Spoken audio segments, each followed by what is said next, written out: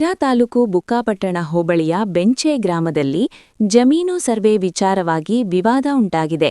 ಗ್ರಾಮದ ಪ್ರಕಾಶ್ ಬಿಆರ್ ಎಂಬ ವ್ಯಕ್ತಿ ಜಂಟಿ ಬದುವಿನ ತೆರವು ಮತ್ತು ಸರ್ವೆ ನಂಬರ್ 48ರ ಅಳತೆ ಸಂಬಂಧಿತ ವಿಷಯದಲ್ಲಿ ಕೆಲವು ಗ್ರಾಮಸ್ಥರ ವಿರುದ್ಧ ಪ್ರಕರಣ ದಾಖಲಿಸಿದ್ದಾರೆ. ಈ ಕುರಿತು 6 ಜನ ವ್ಯಕ್ತಿಗಳಿಗೆ ಕೋರ್ಟ್ ನೋಟಿಸ್ ಕಳುಹಿಸಲಾಗಿದೆ ಎನ್ನಲಾಗಿದೆ. ಆದರೆ ಆರೋಪಿತರು ತಮ್ಮ ಮೇಲೆ ಬಂದಿರುವ ಆರೋಪಗಳನ್ನು ಸಂಪೂರ್ಣವಾಗಿ ತಳ್ಳಿಹಾಕಿದ್ದಾರೆ. ಅವರ ಪ್ರಕಾರ ತಾವು ಯಾವುದೇ ದೌರ್ಜನ್ಯ ಮಾಡಿಲ್ಲ ಎಂದು ಸ್ಪಷ್ಟಪಡಿಸಿದ್ದಾರೆ. ಜಮೀನಿನ ಅಕ್ಕಪಕ್ಕದ ರೈತರಿಗೆ ಸರ್ವೆ ಮಾಡುವ ಬಗ್ಗೆ ಯಾವುದೇ ಪೂರ್ವ ನೋಟಿಸ್ ನೀಡಲಾಗಿಲ್ಲ ಎಂದು ಅವರು ಆರೋಪಿಸಿದ್ದಾರೆ. ಅಲ್ಲದೆ ಭಾನುವಾರದಂದು ಸರ್ವೆ ಕಾರ್ಯ ನಡೆಸಲಾಗಿದೆ ಎಂಬುದನ್ನು ಪ್ರಶ್ನಿಸಿದ ಕಾರಣಕ್ಕೆ ಪ್ರಕರಣ ದಾಖಲಿಸಲಾಗಿದೆ ಎಂದು ತಿಳಿಸಿದ್ದಾರೆ. ಈ ಘಟನೆಗೆ ಸಂಬಂಧಿಸಿದಂತೆ ತಮ್ಮ ಬಳಿ ಲೊಕೇಷನ್ ವಿಡಿಯೋ ಹಾಗೂ ಫೋಟೋ ಸಾಕ್ಷ್ಯಗಳಿವೆ ಎಂದು ಆರೋಪಿತರು ಹೇಳಿದ್ದಾರೆ. ಆ ದಾಖಲೆಗಳನ್ನು ಪರಿಶೀಲಿಸಿದರೆ ದೌರ್ಜನ್ಯ ನಡೆದಿಲ್ಲ ಎಂಬುದು ಸ್ಪಷ್ಟವಾಗುತ್ತದೆ ಎಂದು ಅವರು ಒತ್ತಾಯಿಸಿದ್ದಾರೆ.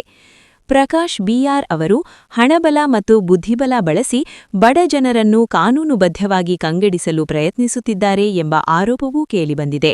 ಗ್ರಾಮಸ್ಥರು ಈ ಕ್ರಮವನ್ನು ಅನ್ಯಾಯಕರವೆಂದು ಖಂಡಿಸಿದ್ದಾರೆ. ಇದರೊಂದಿಗೆ ಸಂಬಂಧಪಟ್ಟ ಇಲಾಖೆ ಅಧಿಕಾರಿಗಳು ಪ್ರಕರಣವನ್ನು ಪರಿಶೀಲಿಸಿ ಸೂಕ್ತ ಕ್ರಮ ಕೈಗೊಳ್ಳಬೇಕು ಎಂದು ಅವರು ಮನವಿ ಮಾಡಿದ್ದಾರೆ. ಈ ಮನವಿಯನ್ನು ಮಾಧ್ಯಮಗಳ ಮೂಲಕ ಸಾರ್ವಜನಿಕರ ಗಮನಕ್ಕೆ ತಂದಿದ್ದಾರೆ. ಪ್ರಕಾಶ್ ಬಿಆರ್ ಹಾಗೂ ಅವರ ತಮ್ಮ ಇಬ್ಬರೂ ಸರ್ಕಾರಿ ನೌಕರರಾಗಿದ್ದಾರೆ ಎಂಬ ಮಾಹಿತಿ ಲಭ್ಯವಾಗಿದೆ. ಈ ಹಿನ್ನೆಲೆ ಅವರು ತಮ್ಮ ಪ್ರಭಾವವನ್ನು ಬಳಸಿಕೊಂಡು ಬಡ ರೈತರ ಮೇಲೆ ಒತ್ತಡ ಹೇರುತ್ತಿದ್ದಾರೆ ಎಂಬ ಆರೋಪ ವ್ಯಕ್ತವಾಗಿದೆ. ಗ್ರಾಮದಲ್ಲಿ ಈ ವಿಷಯ ಚರ್ಚೆಗೆ ಗ್ರಾಸವಾಗಿದ್ದು ರೈತರಲ್ಲಿ ಆತಂಕ ಮೂಡಿಸಿದೆ. ಸರ್ವೆ ಪ್ರಕ್ರಿಯೆ ಪಾರದರ್ಶಕವಾಗಿರಬೇಕು ಎಂಬ ಬೇಡಿಕೆ ಕೇಳಿಬರುತ್ತಿದೆ. ಸದ್ಯ ಪ್ರಕರಣ ನ್ಯಾಯಾಲಯದ ಮುಂದಿದ್ದು ಮುಂದಿನ ವಿಚಾರಣೆಯಲ್ಲಿ ಸತ್ಯಾಸತ್ಯತೆ ಬಹಿರಂಗವಾಗುವ ನಿರೀಕ್ಷೆಯಿದೆ. ಸಂಬಂಧಿತ ಅಧಿಕಾರಿಗಳ ಕ್ರಮದ ಮೇಲೆ ಗ್ರಾಮಸ್ಥರ ಕಣ್ಣಿದೆ. ನಮ್ಮ ಹೆಸರು ಬಾಲಕೃಷ್ಣ ಅಂತ.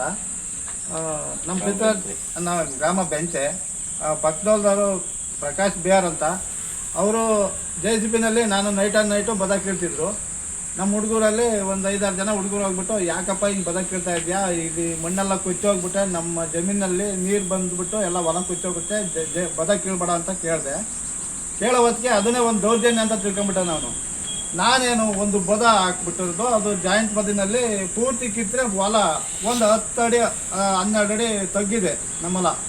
ಅವನು ಹೊಲದಾಗ ಮಣ್ಣೆಲ್ಲ ಬಂದು ಅಥವಾ ನೀರು ಬಂದು ಜಮೀನೆಲ್ಲ ಹಾಳಾಗೋಗುತ್ತಲ್ಲ ಅಂತ ಹೇಳ್ಬಿಟ್ಟು ಕೇಳಿದೆ. ಪಾಪ ನೀನೇ ಅಲ್ಲ ಸರ್ವೆ ಮಾಡ್ಸಿರೋನು, ನಾವು ಮಾಡ್ಸಿದ್ದೀವಿ, ಇವಾಗ 10 ಬಸ್ನಿಂದ ಕೆಳಗೆ ಬರಬೇಡ ಅಂದ್ರೂ ಆದ್ರೂ ಎಲ್ಲ ಬಾಂಗ ಕಲ್ಲು ಎಲ್ಲ ಕಿತ್ಬಿಟ್ಟಿದ್ದಾನೆ. ಅವು ಹೊಲ ಗಬ್ಬೆದ್ದೋಗ್ಬಿಡುತ್ತೆ. ಅಧ್ವಾನ ಆಗೋದ್ರಿಂದ ನಮಗೆ ಭಾರಿ ಅನ್ಯಾಯ ಆಗ್ತೈತೆ. ಅದರಿಂದ ಪಿತ್ರಾರ್ಜಿತವಾದ ಆಸ್ತಿಗಳನ್ನ ನಾವು ಜಾಸ್ತಿ ಜನ ಅಣ್ತಂದಿರು ನಾವೆಲ್ಲ ಹಂಚ್ಕೊಂಡ್ಬಿಟ್ಟಿದ್ವಿ. 12/5 ಸರ್ವೆ ನಂಬರ್ನಲ್ಲಿ ನಾವು ಅಣ್ತಂದಿದ್ದ ಜನ ಜಾಸ್ತಿ ಜನ ಇದ್ದೀವಿ. ನಾವು ಅನ್ಯೂನ್ಯವಾಗಿ ಹೋಗಿದ್ದೀವಿ.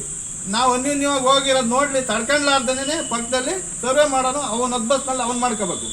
1 ಇಂಚು ಬಿಡೋದಿಲ್ಲ ನಾವು ಅಂತ ಹೇಳಿರೋ ಸತ್ಯ. ನಾವು ದೌರ್ಜನ್ಯವಾಗಿ ಹೇಳಿಲ್ಲ. 1 ಇಂಚು ನಮ್ಮ ಒಳಗಡೆಗೆ ಬಿಟ್ಕೊಳಲ್ಲ ನಾವು.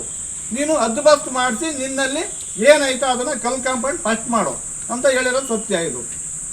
ಇದಕ್ಕೆ ಸಂಬಂಧಪಟ್ಟಂತೆ ಅವ್ರಿಗೆ ದುಡ್ಡು ಹಣ ದೌರ್ಜನ್ಯ ಇದೇ ಜಾಸ್ತಿ ಆಗ್ಬಿಟ್ಟು ನಮ್ಮನ್ನ ಗೋಮಳದಲ್ಲಿ ಸಮೇತನ ಗುಡ್ಲು ಕಟ್ಟಿ ಹೊಸಗಟ್ಟೆ ಗೋಮಳ ಅಂದರೆ ನೀರಾವರಿ ಮಾಡ್ಕೊಂಡು ಒತ್ಲಿಸ್ಕೊಂಡು ಗೈದು ಬಡವ್ರನ್ನ ಹಾಳು ಮಾಡಿ ಕುರಿ ದನ ಮೇಕೆಗಳನ್ನ ಮೇಯೋದಕ್ಕೆ ಕಾಪಾಡ್ಕೊಂಡು ಹೋಗ್ದಂಥ ಜಾಗದಲ್ಲಿ ನೀರು ಕುಡಿಯೋಕೆ ಹೋಗ್ದಂಗೆ ಮಾಡಿರ್ತಕ್ಕಂಥ ಸನ್ನಿವೇಶ ಇದಿದೆ.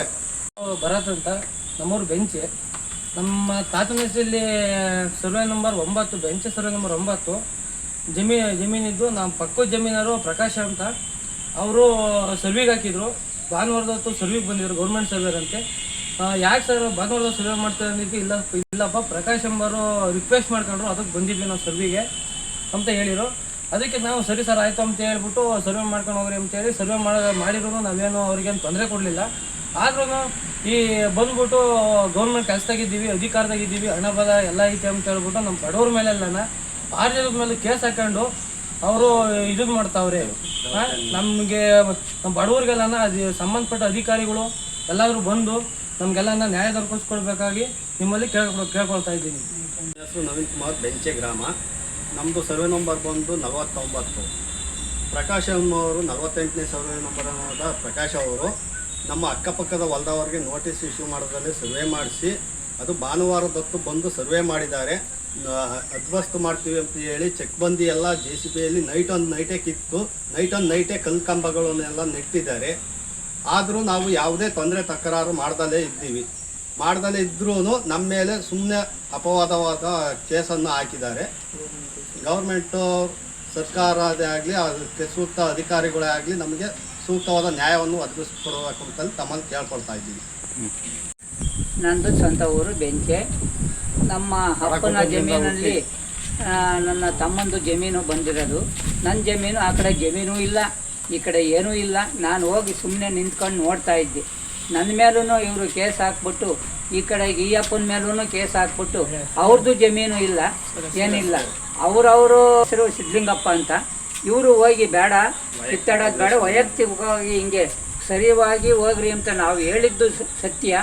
ಯಾರು ಜಗಳ ಆಡೋದು ಬೇಡ, ಯಾರೇ ಕಾಂಪೌಂಡ್ ಮಾಡಲಿ ಯಾರೇ ಮಾಡಲಿ 2 ಅಡಿ ಜಾಗ ಬಿಟ್ಟೇ ಮಾಡೋದು. ಯಾವ ಬಿಲ್ಡಿಂಗ್ ಕಟ್ಟಿದ್ರು 2 ಅಡಿ ಜಾಗ ಬಿಟ್ಟೇ ಮಾಡೋದು, ಅಷ್ಟು ಮಾಡಲಿ ಅಂತ ಹೇಳಿ ಇಬ್ಬರಿಗೂ ನಟರಾಜು ಅಂತ ಅಂದು ಅವನು PDO ಅಂತಿ. ಅವ್ರು ಯಾರ ಏನೋ ಕೆಲಸ ಅಂತೆ, ಗೌರ್ಮೆಂಟ್ ಕೆಲಸ. ದೌರ್ಜನ್ಯ ದಬ್ಬಾಳಕ್ಕೆ ಅವ್ರ ದುಡ್ಡು ಲಾಭದಿಂದ ನಮ್ಮನ್ನು ಸೇರಿಸಿ ನಾವು ನ್ಯಾಯಕ್ಕೆ ಹೇಳಕ್ಕೆ ಹೋದ್ರೂ ನಮ್ಮನ್ನು ಸೇರಿಸಿ ಕೊಟ್ಟವ್ರೆ. ನಾವು ಬಡವರು, ದಿನ ಬೆಳಗ್ಗೆ ಆದರೆ ಕೂಲಿ ಹೋಗ್ಬೇಕು, ಜೀವನ ಮಾಡಬೇಕು. ಇವಂಥ ಸಂದರ್ಭದಲ್ಲಿ ನಾವು ಏನು ಮಾಡಬೇಕು? ನಮಗೆ ಬಚ್ಚಾರ್ ಜಾರು ಸಿರಾಕೋ ಬೆಂಚ್ಗೂ ಕೊಡೋರು ಯಾರು? ಇವ್ರು ಇಂಥ ಕೆಲಸ ಮಾಡಿರಿ. ಅವರು ಅಮಾಯಕರು, ನಾವು ಅಮಾಯಕರು. ದಿನ ಬೆಳಗಾದರೆ ಕೂಲಿಗೆ ಹೋದ್ರೆ 300 ರೂಪಾಯಿ ಕೂಲಿ ಬರುತ್ತೆ, ಇಲ್ಲ ಅಂದರೆ ಸುಮ್ಮನಿರ್ತೀವಿ. ಮೇಲ್ನಾಕೆಂಬ ಸ್ಥಿತಿಗೆ ನಾವು ಬಂದಿದ್ದೀವಿ. ನೀವು ದಯವಿಟ್ಟು ಈ ಸಂಬಂಧಪಟ್ಟ ಅಧಿಕಾರಿಗಳು ಬಂದು ಇದು ಸರಿಪಡಿಸಬೇಕು.